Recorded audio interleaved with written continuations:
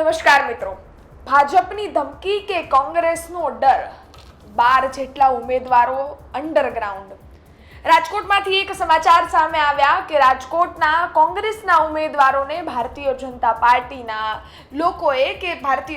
પાર્ટીએ ફોન કરી અને તેમને ડરાવી ધમકાવી ફોર્મ પાછા ખેંચી લેવાની વાત કરી છે અને એટલે જ કોંગ્રેસ અત્યારે સેફટી મોડમાં આવી ગયું છે।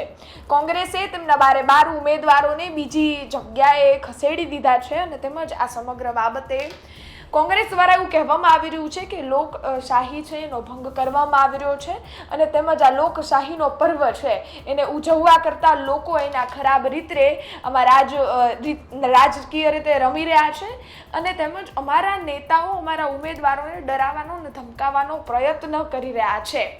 બીજી વાત એવું કહી રહ્યા છે કે રાજકીય રમત રમી રહ્યા છે। તો જોવા જઈએ તો કોંગ્રેસ પણ ક્યાંય જ પાછળ પાછીપાની કરતું નથી, એ પણ એક જગ્યાએ બોલી જ દેતું હોય છે। જે નેતાઓને જે બોલવું હોય, જે જગ્યાએ બોલવું હોય એ નેતાઓ એ જગ્યાએ બોલી પણ દેતા હોય છે અને જે શબ્દોનો ઉપયોગ કરવો હોય છે એ કરતા પણ હોય છે। પરંતુ આ વાતમાં કેટલું તથ્ય છે, કેટલા ઉમેદવારોને ફોન આવ્યા છે નથી આવ્યા એનો આપણને ખ્યાલ નથી, પરંતુ આ સમાચાર સામે આવ્યા છે અને તેમજ એ 12 ઉમેદવારોને બીજી જગ્યાએ શિફ્ટ કરવામાં આવ્યા છે। એક ચોક્કસ વાત છે સમગ્ર બાબતે ગાયત્રીબેન અને તેમજ એ રાજકોટ શહેર કોંગ્રેસ પ્રમુખ બંનેના નિવેદનો પણ સામે આવ્યા છે। એ બંનેના નિવેદનોને સાંભળીએ સૌપ્રથમ અને ત્યારબાદ એ ઉમેદવારો છે એને પાછા ક્યારે લાવી શકાય છે ને આ બાબતે કોંગ્રેસ હવે આગળ કઈ રીતે એક્શન લેવાનું છે તેની વિગતે વાત કરીએ। ભારતીય જનતા પાર્ટી એ સત્તાને સર્વસ્વ માને છે। તમે જોશો કે આજે સત્તા મેળવવા માટે ભાજપના આગેવાનો દ્વારા સરકારી તંત્રનો અને ભારતીય જનતા પાર્ટીના ગુંડાઓનો સહારો લઈને હરીફ પાર્ટીઓના ઉમેદવારોને લલચાવી, ફોસલાવી, ધમકાવી અને ચૂંટણીના જે ફોર્મ છે એ પરત ખેંચાવવા માટે દબાણ કરવામાં આવી રહ્યું છે। ત્યારે લોકશાહીને બચાવવા માટે થઈ અને અમારા જે નવા અને જે ઉમેદવારો છે એને જ્યારે ધમકીના આવી રીતના ફોર્મ મળ્યા, ધમકી માટેના ફોન આવ્યા હતા, તેથી અમારા શહેર પ્રમુખશ્રીએ આ માટે થઈ અને એક જે નવા ઉમેદવારો છે જેને ધમકી મળી છે એવા ડઝનેકથી ઉપરના જે ઉમેદવારો છે એને અજ્ઞાત સ્થળે લઈ ગયા છે અને જે 15 તારીખ જે ખેંચવાનો એટલે કે ફોર્મ ખેંચવાનો જે સમય છે ત્યાં સુધી એ લોકોને અજ્ઞાત સ્થળે લઈ ગયા છે। પણ ખાસ હું રાજકોટની જનતાને પણ કહીશ કે જે લોકો આ રીતે ડરાવી ધમકાવી અને જે શાસન કરે છે તો આવા કુશાસનને તમે પડકાર આપો અને આવા કુશાસનનો નાશ કરી અને સુશાસન જે છે એ લાવો એવી હું રાજકોટની જનતાને પણ નમ્ર અપીલ કરું છું। મિત્રો, રાજકોટ શહેર કોંગ્રેસ પ્રમુખ ડોક્ટર રાજદીપસિંહ જાડેજા, સ્થાનિક સ્વરાજની ચૂંટણીના પડઘમ વાગી ગયા છે, ફોર્મ પણ ભરાઈ ગયા છે, ફોર્મ પણ ચકાસાઈ ગયા છે। જ્યારે ભારતીય જનતા પાર્ટી ભ્રષ્ટાચારી શાસન રાજકોટના લોકો પણ જાણી ગયા છે, ત્યારે જ્યારે ફોર્મ ચકાસણીના દિવસે અમારા 2-3 ઉમેદવારોને ધાક ધમકીવાળા ફોન પણ આવ્યા, ક્યાંય ને ક્યાંય તંત્ર દ્વારા પણ આનો ઉપયોગ કરવામાં આવેલો।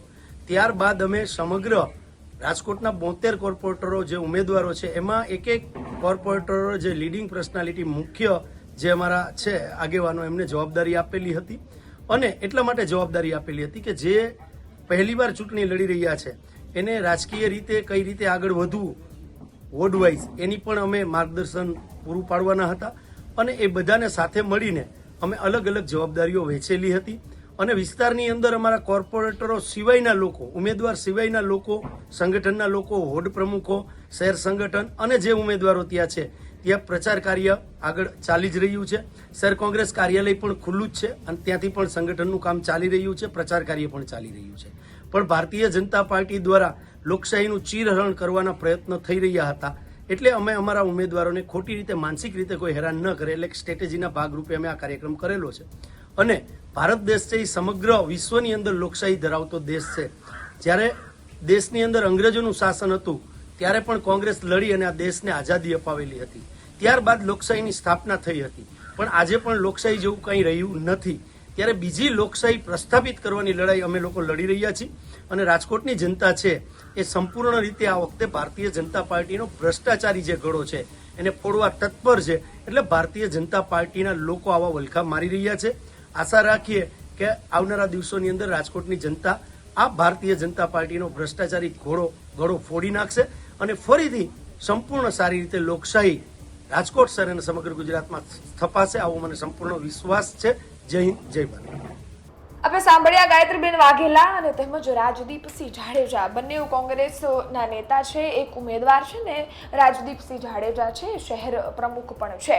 અને બંનેના દ્વારા એવું કહેવામાં આવી રહ્યું છે કે અમે કોંગ્રેસ છે એ અમે ધમકીથી ડર્યું નથી, પરંતુ અમે અમારા ઉમેદવારોને સેફટી પ્રોવાઈડ કરી રહ્યા છીએ. હવે એ સેફટી કેટલી પ્રોવાઈડ કરી રહ્યા છે, એમાં કેટલું તથ્ય છે એ ફરી એકવાર આપણને ખબર નથી, પરંતુ આ સમગ્ર બાબતે કોંગ્રેસ જે રીતે હાલ સેફટી મોડમાં જતું રહ્યું છે, એમના ઉમેદવારોને બચાવવાનો પ્રયત્ન કરી રહ્યું છે. કારણ કે 2 જગ્યાઓ તો એવી છે રાજકોટમાં જ્યાંથી કોંગ્રેસ ઉમેદવાર ઊભા નથી કરી શક્યું, અને તેમજ એ સીધી સીટ ભારતીય જનતા પાર્ટી જીતી ગયું છે. અને હવે જો આ સિચ્યુએશન આવે અને ઉમેદવારો ફરીથી ફોર્મ પાછા ખેંચી લે તો કોંગ્રેસને રાજકોટમાં ચોક્કસથી ડેન્ટ પડે. અને સૌરાષ્ટ્ર છે એ આમ જોવા જઈએ તો રાજકોટ એની કહીને સ્ટ્રોંગેસ્ટ રાજકારણની હબ કહેવાય. અને જો રાજકોટમાં જ કોંગ્રેસને ડેન્ટ પડે એટલે ચોકસાઈથી એના પડઘમ આખી સ્થાનિક સ્વરાજ્યની ચૂંટણીમાં વાગે. હવે આ સમગ્ર બાબતે જે રીતે વાત કરવામાં આવી રહી છે એમાં બારે ઉમેદવારોને આવતીકાલે બપોર સુધીમાં રાજકોટ ફરીથી લાવવામાં આવી શકે છે એવી શક્યતાઓ છે. આ સમગ્ર બાબતે તમારું શું માનવું છે કોમેન્ટ ચોક્કસથી કરજો. બાકી ગુજરાત તકની ટીમ ફરી રહી છે, હાલ સુરત પહોંચી છે અને ત્યાંના જનતાના મૂડ, ત્યાંના જનતાના પ્રશ્નો તમારી સમક્ષ રજૂ કરી રહ્યા છે.